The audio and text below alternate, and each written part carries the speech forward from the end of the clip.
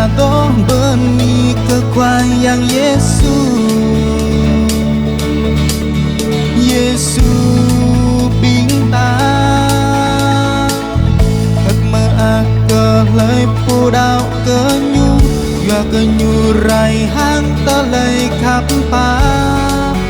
tơ lời pháp nhu đô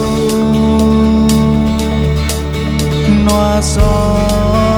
nam một người chỉ đầy đam rừng nhà sa mơ Giêsu rai berkelah Adore dom benih kuaya meakan berkelai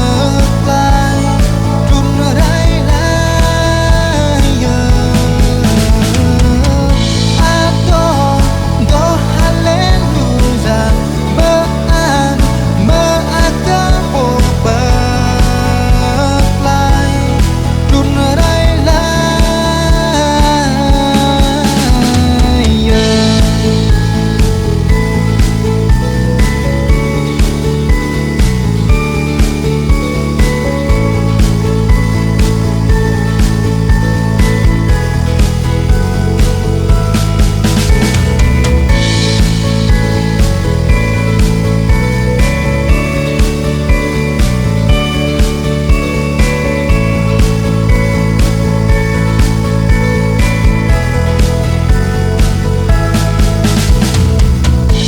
Meak kekuatan Yesus run rai tak adore benih kekuatan Yesus. Yesus bintang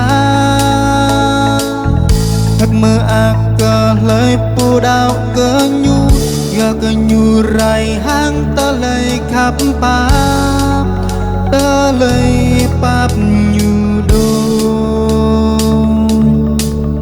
noa so nam một người chỉ đầy đam rừng nhà sa mơ Giêsu rai berkelah